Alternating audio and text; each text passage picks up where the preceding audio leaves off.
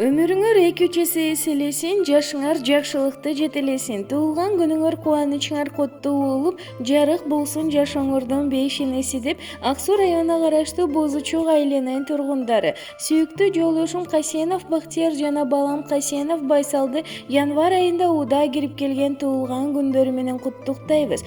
Ден соолугуңар эч убакта оорубасын, жаман нерсе жолуңардан жолукпасын.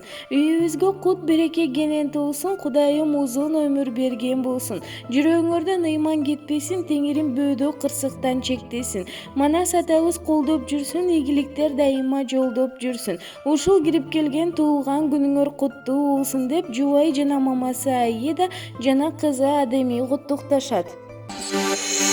Кубанычта жашап